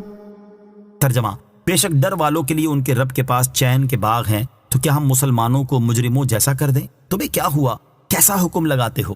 ان للمتقین، بے شک ڈر والوں کے لیے۔ ارشاد فرمایا کہ کفر اور گناہوں سے بچنے والوں کے لیے آخرت میں ان کے رب عز و جل کے پاس ایسے باغ ہیں جن میں صرف نعمتیں ہی ہیں، اور وہ دنیا کی نعمتوں کی طرح بد مزہ اور زائل ہونے کے خوف سے پاک ہیں۔ افنجعل المسلمین کالمجرمین، تو کیا ہم مسلمانوں کو مجرموں جیسا کر دیں؟ شان نزول، جب اس سے پہلے والی آیت نازل ہوئی تو مشرکین نے مسلمانوں سے کہا کہ جس طرح ہمیں دنیا میں آسائش حاصل ہے، اس طرح اگر ہم مرنے کے بعد پھر اٹھائے بھی گئے تو آخرت میں بھی ہم تم سے اچھے رہیں گے اور ہمارا ہی درجہ بلند ہوگا۔ اس پر یہ آیات نازل ہوئیں، اور اس آیت اور اس کے بعد والی آیت میں اللہ تعالیٰ نے ارشاد فرمایا، کیا ہم نجات حاصل ہونے اور درجات ملنے کے معاملے میں مسلمانوں کو کافروں جیسا کر دیں گے اور ان مخلص فرما برداروں کو ان سرکش باغیوں پر فضیلت نہ دیں گے؟ ہمارے بارے میں ایسا فاسد گمان رکھتے ہو، تمہیں کیا ہوا اور تم اپنی جہالت کی وجہ سے کیسا حکم لگا رہے ہو؟ تمہاری حالت سے تو ایسا لگ رہا ہے جیسے جزا کا معاملہ تمہارے سپرد ہے اور تم اس میں جو چاہے فیصلہ کرو۔ اس سے معلوم ہوا کہ کافر اور مسلمان برابر نہیں، بلکہ یہ دو الگ الگ قومیں ہیں۔ ام لکم کتاب فیہ تدرسون ان لکم فیہ لما تخیرون۔ ترجمہ، کیا تمہارے لیے کوئی کتاب ہے جس میں تم ایسی بات پڑھتے ہو کہ تمہارے لیے قیامت کے دن میں ضرور وہ سب کچھ ہے جو تم پسند کرو؟ ام لکم کتاب،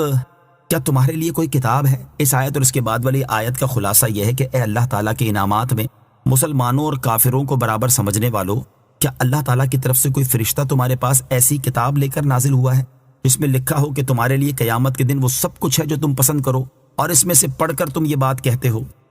ام لکم ایمان علینا بالغۃ الی یوم القیامۃ ان لکم لما تحکمون۔ ترجمہ، یا تمہارے لیے ہم پر قیامت کے دن تک پہنچتی ہوئی کچھ قسمیں ہیں کہ ضرور تمہیں وہی کچھ ملے گا جو تم فیصلہ کرو گے۔ ام لکم ایمان علینا بالغۃ الی یوم القیامہ، یا تمہارے لیے ہم پر قیامت کے دن تک پہنچی ہوئی کچھ قسمیں ہیں۔ ارشاد فرمایا کہ اے کافروں، کیا ہم تمہارے بارے میں ایسی قسمیں فرما چکے ہیں جو قیامت تک ہم پر لازم ہیں، اور ہم ان قسموں سے اس دن نکلیں گے جس دن ہم تمہارے لیے حکم کر دیں کہ آج تمہیں وہ سب کچھ ملے گا جو تم اپنے لیے اللہ تعالیٰ کے نزدیک خیر و کرامت کا دعویٰ کرتے ہو۔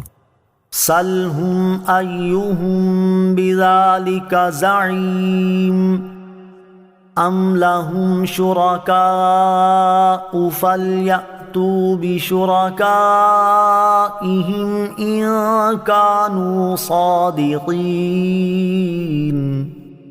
ترجمہ، تم ان سے پوچھو کہ ان میں کون اس کا ضامن ہے، یا ان کے لیے کچھ شریک ہیں تو وہ اپنے شریکوں کو لے آئیں اگر سچے ہیں۔ سلہم، تم ان سے پوچھو۔ اس آیت اور اس کے بعد والی آیت کا خلاصہ یہ ہے کہ اللہ تعالیٰ نے اپنے حبیب علیہ الصلوۃ والسلام کو خطاب کرتے ہوئے ارشاد فرمایا کہ اے پیارے حبیب صلی اللہ تعالیٰ علیہ وآلہ وسلم، آپ ان کفار سے پوچھیں کہ ان میں سے کون اس بات کا ضامن ہے کہ آخرت میں انہیں مسلمانوں سے بہتر یا ان کے برابر ملے گا، یا ان کے پاس کچھ شریک ہیں جو اس دعوے میں ان کی موافقت کر رہے ہیں اور وہ ان کے ذمہ دار بنے ہیں۔ اگر وہ اپنے دعوے میں سچے ہیں تو اپنے ان شریکوں کو لے آئیں۔ حقیقت یہ ہے کہ وہ خود بھی سمجھتے ہیں کہ وہ باطل پر ہیں، نہ ان کے پاس کوئی ایسی کتاب ہے جس میں یہ مذکور ہو جو وہ کہتے ہیں، نہ ان کے بارے میں اللہ تعالیٰ کا کوئی عہد ہے، نہ ان کا کوئی ضامن، اور نہ ہی کوئی ان سے موافقت کرتا ہے۔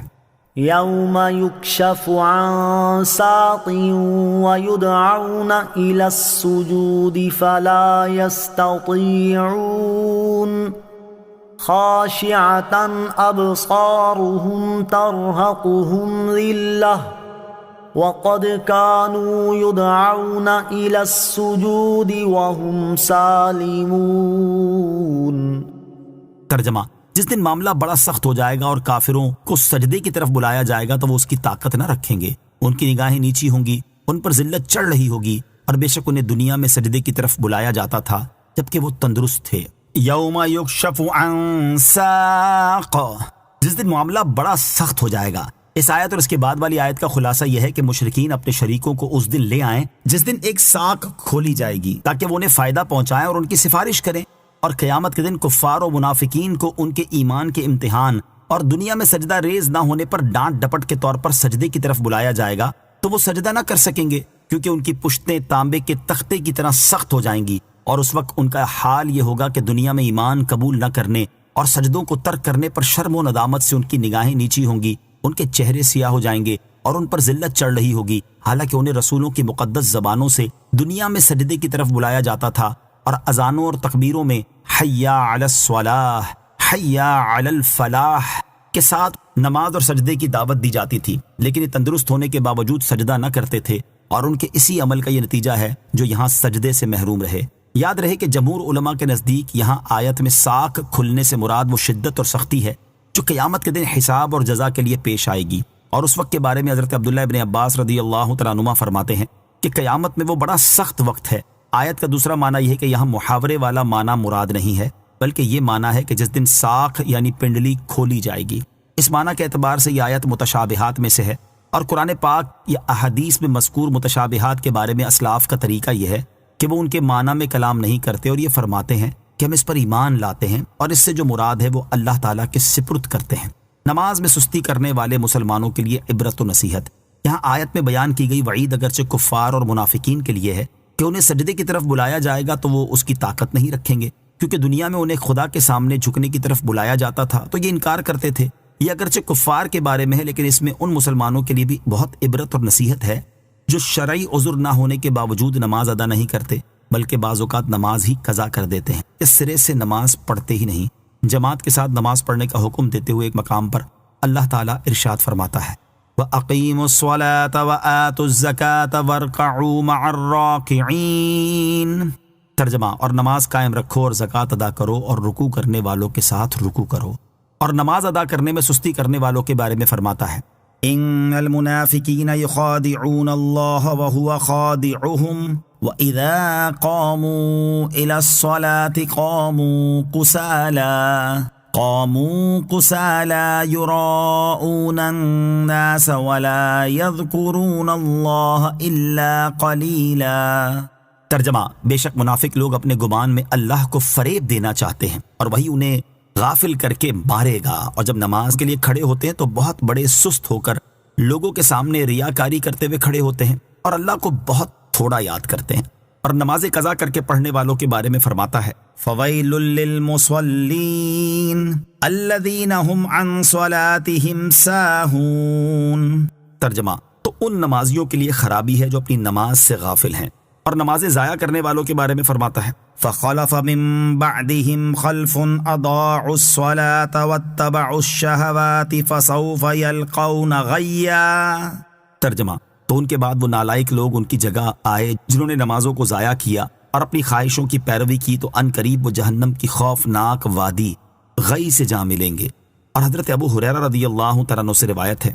نبی اکرم صلی اللہ تعالیٰ علیہ وسلم نے ارشاد فرمایا منافقین پر سب سے زیادہ گراں نماز عشاء اور فجر ہے، اور اگر وہ جانتے کہ اس میں کیا ہے تو گھسٹتے ہوئے آتے۔ اور بے شک میں نے ارادہ کیا کہ نماز قائم کرنے کا حکم دوں، پھر کسی کو حکم فرماؤں کہ لوگوں کو نماز پڑھائے، اور میں اپنے ہمراہ کچھ لوگوں کو جن کے پاس لکڑیوں کے گٹھے ہوں ان کے پاس لے کر جاؤں جو نماز میں حاضر نہیں ہوتے، اور ان کے گھر ان پر آگ سے جلا دوں۔ اور حضرت عمر فاروق رضی اللہ تعالیٰ عنہ سے روایت ہے ایک شخص نے عرض کی یا رسول اللہ صلی اللہ تعالیٰ علیہ وسلم، اسلام میں سب سے زیادہ اللہ تعالیٰ کے نزدیک محبوب کیا چیز ہے؟ ارشاد فرمایا وقت میں نماز پڑھنا، اور جس نے نماز چھوڑی اس کا کوئی دین نہیں، نماز دین کا ستون ہے۔ اور حضرت ابو سعید رضی اللہ تعالیٰ عنہ سے روایت ہے رسول اللہ صلی اللہ تعالیٰ علیہ وسلم نے ارشاد فرمایا جس نے قصدن نماز چھوڑی تو اس کا نام جہنم کے اس دروازے پر لکھ دیا جاتا ہے جس سے وہ جہنم میں داخل ہوگا۔ اور حضرت انس رضی اللہ تعالیٰ عنہ سے روایت ہے حضور اقدس صلی اللہ تعالیٰ علیہ وسلم نے ارشاد فرمایا سب سے پہلے قیامت کے دن بندے سے نماز کا حساب لیا جائے گا، اگر یہ درست ہوئی تو باقی اعمال بھی ٹھیک رہیں گے، اور یہ بگڑی تو سبھی بگڑے۔ اللہ تعالیٰ ہر مسلمان کو پابندی کے ساتھ اور صحیح طریقے سے باجماعت نماز ادا کرنے کی توفیق عطا فرمائے، اور نماز کی ادائیگی میں سستی اور کاہلی سے محفوظ فرمائے، آمین۔ فذرنی ومن یکذب بہذا الحدیث سنستدرجهم من حیث لا یعلمون۔ ترجمہ، تو جو اس بات کو جھٹلاتا ہے اسے مجھ پر چھوڑ دو، ان قریب ہم انہیں آہستہ آہستہ وہاں سے لے جائیں گے جہاں سے انہیں خبر بھی نہ ہوگی۔ فذرنی ومن یکذب بہذا الحدیث، تو جو اس بات کو جھٹلاتا ہے اسے مجھ پر چھوڑ دو۔ اس سے پہلی آیت میں اللہ تعالیٰ نے کفار کو قیامت کے دن کی ہولناکی کا خوف دلایا، اور اب انہیں ڈر سنانے میں اضافہ کرتے ہوئے اپنے عذاب سے ڈرایا، اور اپنے حبیب صلی اللہ تعالیٰ علیہ وسلم کو تسلی دیتے ہوئے ارشاد فرمایا کہ اے پیارے حبیب صلی اللہ تعالیٰ علیہ وسلم، جب آخرت میں کفار کا حال یہ ہوگا تو جو اس قرآن مجید کو جھٹلاتا ہے اس کے معاملے کو مجھ پر چھوڑ دیں، میں اسے سزا دوں گا، اور آپ اس کے معاملے میں اپنے دل کو رنجیدہ نہ کریں۔ قریب ہے کہ ہم کفار کو آہستہ آہستہ اپنے عذاب کی طرف وہاں سے لے جائیں گے جہاں سے انہیں خبر بھی نہ ہوگی کہ گناہوں اور نافرمانیوں کے باوجود انہیں صحت اور رزق سب کچھ ملتا رہے گا، اور وہ اللہ تعالیٰ کے رزق کو گناہوں میں زیادتی کا ذریعہ بنا لیں گے، اور ہم انہیں استغفار اور توبہ کرنا بھلا دیں گے، یوں رفتہ رفتہ عذاب ان کے قریب ہوتا جائے گا۔ نافرمانیوں کے باوجود نعمتیں ملنا اللہ تعالیٰ کی خفیہ تدبیر بھی ہو سکتی ہے۔ اس سے معلوم ہوا کہ نافرمانیوں کے باوجود دنیا کی نعمتیں ملتی رہنا بلکہ ان میں مزید اضافہ ہونا اللہ تعالیٰ کے فضل کی بجائے اس کی کوئی خفیہ تدبیر بھی ہو سکتی ہے۔ ایک اور مقام پر اللہ تعالیٰ ارشاد فرماتا ہے فَلَمَّا نَسُوا مَا ذُكِّرُوا بِهِ فَتَحْنَا عَلَيْهِمْ أَبْوَابَ كُلِّ شَيْءٍ حَتَّى إِذَا فَرِحُوا بِمَا أُوتُوا أَخَذْنَاهُمْ بَغْتَةً فَإِذَا هُمْ مُبْلِسُونَ۔ ترجمہ، پھر جب انہوں نے ان نصیحتوں کو بھلا دیا جو انہیں کی گئی تھی تو ہم نے ان پر ہر چیز کے دروازے کھول دیے، یہاں تک کہ جب وہ اس پر خوش ہو گئے جو انہیں دی گئی تو ہم نے اچانک انہیں پکڑ لیا، بس اب وہ مایوس ہیں۔ اور حضرت عقبہ بن عامر رضی اللہ تعالی عنہ سے روایت ہے، حضور اقدس صلی اللہ تعالی علیہ وآلہ وسلم نے ارشاد فرمایا، جب تم یہ دیکھو کہ بندے کے گناہوں پر قائم ہونے کے باوجود اللہ تعالیٰ اسے اس کی پسند کی دنیاوی نعمتیں عطا کر رہا ہے تو جان لو کہ اس کے حق میں اللہ تعالیٰ کی طرف سے استدراج یعنی خفیہ تدبیر ہے۔ لہٰذا ہر مسلمان کو چاہیے کہ اسے جب بھی کوئی نعمت ملے تو اس پر اللہ تعالیٰ کا شکر ادا کرے، اور اگر اس سے کوئی گناہ سرزد ہو جائے تو توبہ و استغفار کرنے میں دیر نہ کرے۔ وَأُمْلِي لَهُمْ إِنَّ كَيْدِي مَتِينٌ۔ ترجمہ، اور میں انہیں ڈھیل دوں گا، بے شک میری خفیہ تدبیر بہت پکی ہے۔ وَأُمْلِي لَهُمْ، اور میں انہیں ڈھیل دوں گا۔ اس آیت کی ایک تفسیر یہ ہے کہ میں ان کفار کو ان کی موت آنے تک ڈھیل دوں گا، اس لیے انہیں جلد سزا نہیں دوں گا، بے شک میرا عذاب بہت سخت ہے۔ دوسری تفسیر یہ ہے کہ میں ان کفار کو لمبی عمر عطا کر کے اور ان کی موت میں تاخیر کر کے انہیں ڈھیل دوں گا تاکہ وہ اور گناہ کر لیں، لیکن وہ لوگ سمجھ رہے ہوں گے کہ ان کی عمر لمبی ہونا ان کے حق میں بہتر ہے۔ بے شک میری خفیہ تدبیر بہت پکی ہے۔ کافروں کو لمبی عمر ملنے کی حقیقت اور مسلمانوں کے لیے نصیحت۔ کافروں کو لمبی عمر ملنے اور مہلت دیے جانے کے بارے میں ایک اور مقام پر اللہ تعالیٰ ارشاد فرماتا ہے وَلَا يَحْسَبَنَّ الَّذِينَ كَفَرُوا أَنَّمَا نُمْلِي لَهُمْ خَيْرٌ لِأَنفُسِهِمْ إِنَّمَا نُمْلِي لَهُمْ لِيَزْدَادُوا إِثْمًا وَلَهُمْ عَذَابٌ مُهِينٌ۔ ترجمہ، اور کافر ہرگز یہ گمان نہ رکھیں کہ ہم انہیں جو مہلت دے رہے ہیں یہ ان کے لیے بہتر ہے، ہم تو صرف اس لیے انہیں مہلت دے رہے ہیں کہ ان کے گناہ اور زیادہ ہو جائیں اور ان کے لیے ذلت کا عذاب ہے۔ اور ارشاد فرماتا ہے وَالَّذِينَ كَذَّبُوا بِآيَاتِنَا سَنَسْتَدْرِجُهُم مِّنْ حَيْثُ لَا يَعْلَمُونَ وَأُمْلِي لَهُمْ إِنَّ كَيْدِي مَتِينٌ۔ ترجمہ، اور جنہوں نے ہماری آیتوں کو جھٹلایا تو ان قریب ہم انہیں آہستہ آہستہ عذاب کی طرف لے جائیں گے جہاں سے انہیں خبر بھی نہ ہوگی، اور میں انہیں ڈھیل دوں گا، بے شک میری خفیہ تدبیر بہت مضبوط ہے۔ اور ارشاد فرماتا ہے قُلْ هَلْ نُنَبِّئُكُمْ بِالْأَخْسَرِينَ أَعْمَالًا الَّذِينَ ضَلَّ سَعْيُهُمْ فِي الْحَيَاةِ الدُّنْيَا وَهُمْ يَحْسَبُونَ أَنَّهُمْ يُحْسِنُونَ صُنْعًا۔ ترجمہ، تم فرماؤ کیا ہم تمہیں بتا دیں کہ سب سے زیادہ ناقص عمل والے کون ہیں؟ وہ لوگ جن کی ساری کوشش دنیا کی زندگی میں برباد ہو گئی، حالانکہ وہ یہ گمان کر رہے ہیں کہ وہ اچھا کام کر رہے ہیں۔ ان آیات کو سامنے رکھتے ہوئے ہر مسلمان کو چاہیے کہ وہ اللہ تعالیٰ کی خفیہ تدبیر سے ڈرتا رہے، گناہوں پر اللہ تعالیٰ کی گرفت، اپنے نیک اعمال ضائع ہو جانے اور برا خاتمہ ہونے پر خوف زدہ رہے۔ اللہ تعالیٰ اپنی خفیہ تدبیر سے متعلق ارشاد فرماتا ہے أَفَأَمِنَ أَهْلُ الْقُرَىٰ أَن يَأْتِيَهُمْ بَأْسُنَا بَيَاتًا وَهُمْ نَائِمُونَ أَوَأَمِنَ أَهْلُ الْقُرَىٰ أَن يَأْتِيَهُمْ بَأْسُنَا ضُحًى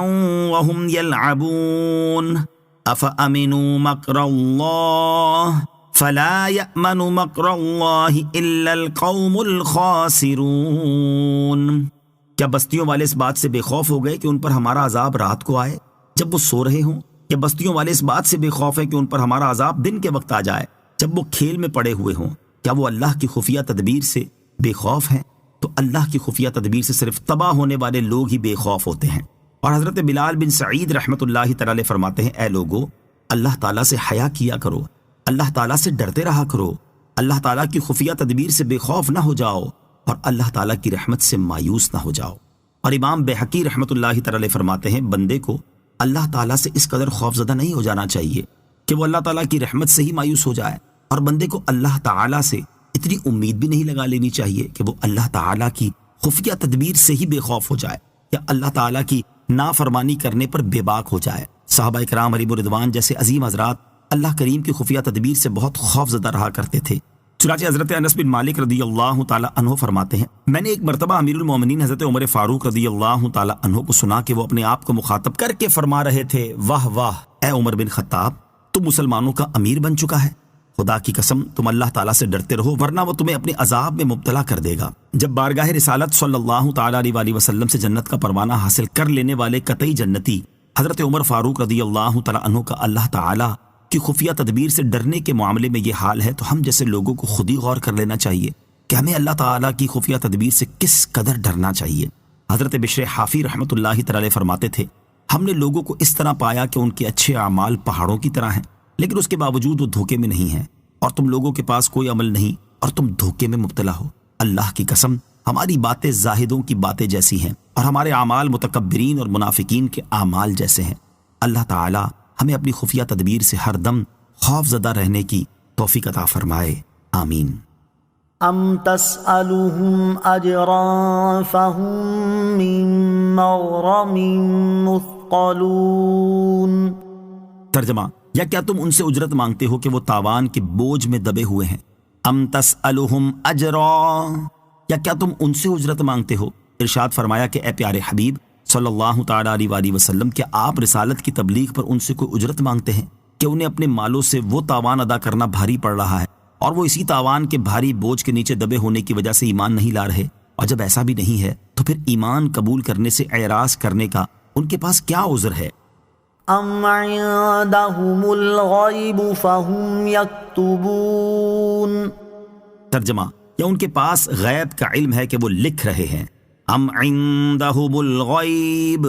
یا ان کے پاس غیب کا علم ہے، یعنی اے حبیب صلی اللہ تعالیٰ علیہ وسلم کیا ان کفار کے پاس لوح محفوظ ہے جس میں آئندہ ہونے والے واقعات کی خبریں ہیں اور یہ لوگ اس میں موجود باتیں لکھ رہے ہیں اور اس بنا پر آپ سے جھگڑ رہے ہیں اور یہ دعویٰ کرتے ہیں کہ وہ اپنے رب عز و جل کے ساتھ کفر کرنے کے باوجود اللہ تعالیٰ کی بارگاہ میں ایمان والوں سے اعلیٰ درجہ رکھتے ہیں؟ فاصبر لحکم ربک ولا تکن کصاحب الحوت اذ نادا وهو مکظوم۔ ترجمہ تو تم اپنے رب کے حکم تک صبر کرو اور مچھلی والے کی طرح نہ ہونا جب اس نے اس حال میں پکارا کہ وہ بہت غمگین تھا۔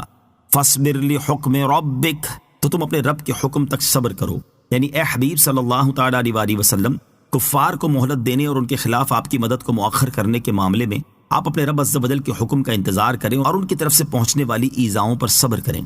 وَلَا تَكُنْ كَصَاحِبِ الْحُوتِ اور مچھلی والے کی طرح نہ ہونا۔ اس آیت اور اس کے بعد والی 2 آیات کے شان نزول کے بارے میں ایک قول یہ ہے کہ جب احد کے میدان میں تاجدار رسالت صلی اللہ تعالیٰ علیہ وسلم نے پیٹھ پھیر کر بھاگنے والے مسلمانوں کے خلاف دعا کرنے کا ارادہ فرمایا تو یہ آیات نازل ہوئیں، اور ایک قول یہ ہے کہ جب حضور اقدس صلی اللہ تعالیٰ علیہ وسلم نے ثقیف والوں کے خلاف دعا کا ارادہ فرمایا تو یہ آیات نازل ہوئیں، اور اللہ تعالیٰ نے ارشاد فرمایا کہ اے حبیب صلی اللہ تعالیٰ علیہ وسلم آپ اپنی قوم پر جلدی عذاب نازل کرنے کے معاملے میں مچھلی والے کی طرح نہ ہونا تاکہ کہیں ان کی طرح آپ بھی آزمائش میں مبتلا نہ ہو جائیں۔ اور وہ وقت یاد کریں جب اس نے اس حال میں اپنے رب عز و جل کو پکارا کہ وہ مچھلی کے پیٹ میں بہت غمگین تھا۔ یاد رہے کہ یہاں مچھلی والے سے مراد حضرت یونس علیہ السلام ہیں۔ لولا ان تدارکہ نعمت من ربہ لنبذ بالعراء وهو مذموم فاجتباہ ربہ فجعلہ من الصالحین۔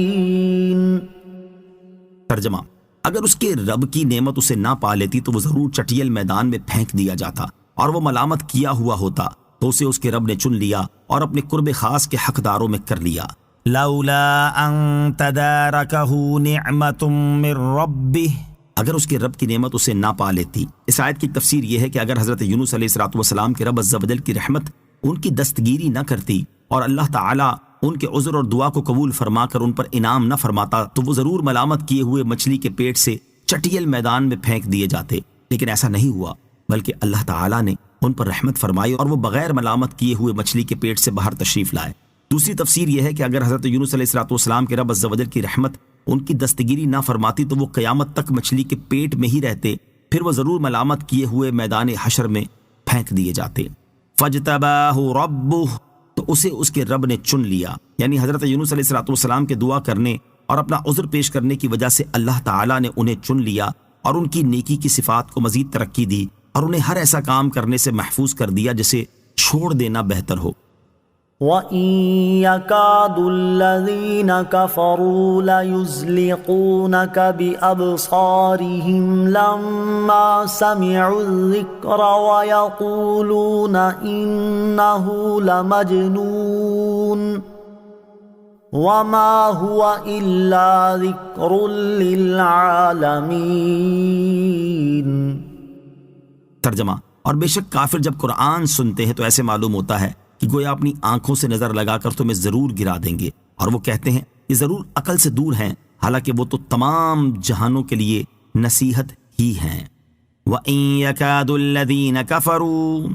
اور بے شک ضرور کافر تو ایسے معلوم ہوتے ہیں۔ اس آیت اور اس کے بعد والی آیت کا خلاصہ یہ ہے کہ اے حبیب صلی اللہ تعالیٰ علیہ وآلہ وسلم، کافر جب قرآن سنتے ہیں اور بغض و عداوت کی نگاہوں سے آپ کو گھور گھور کر دیکھتے ہیں تو ایسے معلوم ہوتا ہے کہ گویا اپنی آنکھوں کے ساتھ نظر لگا کر تمہیں اپنی جگہ سے گرا دیں گے، اور جب آپ کو قرآن کریم پڑھتے دیکھتے ہیں تو حسد و اناد اور لوگوں کو نفرت دلانے کے لیے آپ کی شان میں کہتے ہیں یہ ضرور عقل سے دور ہیں، حالانکہ جس قرآن کی وجہ سے وہ لوگ رسول کریم علیہ الصلوۃ والسلام کی طرف جنون کی نسبت کر رہے ہیں وہ تو جنوں کے لیے بھی اور انسانوں کے لیے بھی نصیحت ہی ہے، لہٰذا وہ شخصیت مجنون کس طرح ہو سکتی ہے جو قرآن جیسی کتاب لے کر آئی ہو۔ شان نزول: منقول ہے کہ عرب میں بعض لوگ نظر لگانے میں شہرائے آفاق تھے اور ان کی حالت تھی کہ دعویٰ کر کے نظر لگاتے تھے، اور جس چیز کو انہوں نے نقصان پہنچانے کے ارادے سے دیکھا تو وہ دیکھتے ہی ہلاک ہو گئی۔ ایسے بہت سے واقعات ان کے تجربے میں آ چکے تھے، اس لیے کفار نے ان سے کہا کہ رسول کریم علیہ الصلوۃ والسلام کو نظر لگائیں، تو ان لوگوں نے حضور پرنور علیہ الصلوۃ والسلام کو بڑی تیز نگاہوں سے دیکھا اور کہا کہ ہم نے اب تک نہ ایسا آدمی دیکھا اور نہ ایسی دلیلیں دیکھیں۔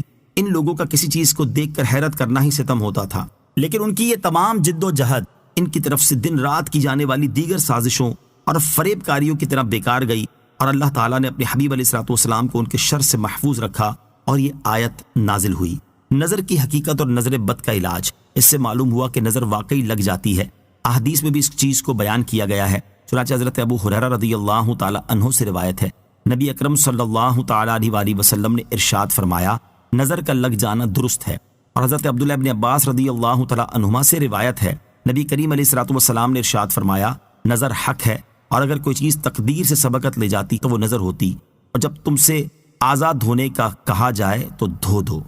اور حضرت جابر رضی اللہ تعالیٰ عنہ سے روایت ہے، رسول اللہ صلی اللہ تعالیٰ علیہ وسلم نے ارشاد فرمایا بے شک نظر کا اثر یہاں تک ہو جاتا ہے کہ وہ آدمی کو قبر میں داخل کر دیتی ہے اور اونٹ کو ہنڈیا میں ڈال دیتی ہے۔ زیر تفسیر آیت نظر بد کے علاج کے لیے اکسیر ہے، چنانچہ حضرت حسن رضی اللہ تعالیٰ عنہ فرماتے ہیں کہ جس کو نظر لگے اس پر یہ آیت پڑھ کر دم کر دی جائے۔ وَمَا هُوَ إِلَّا ذِكْرٌ لِّلْعَالَمِينَ، حالانکہ وہ تو تمام جہانوں کے لیے نصیحت ہی ہیں۔ اس آیت کا ایک معنی اوپر بیان ہوا کہ قرآن مجید جنوں اور انسانوں سبھی کے لیے نصیحت ہے، اور بعض مفسرین نے فرمایا کہ یہاں ہوا ضمیر کا مصداق رسول اللہ صلی اللہ تعالیٰ علیہ وسلم ہے، اور ذکر فضل و شرف کے معنی میں ہے۔ اس صورت میں اس آیت کا معنی یہ ہے کہ سید المرسلین صلی اللہ تعالیٰ علیہ وسلم تمام جہانوں کے لیے شرف ہیں، تو ان کی طرف جنون کی نسبت کس طرح کی جا سکتی ہے؟ آمنت باللہ صدق اللہ العظیم۔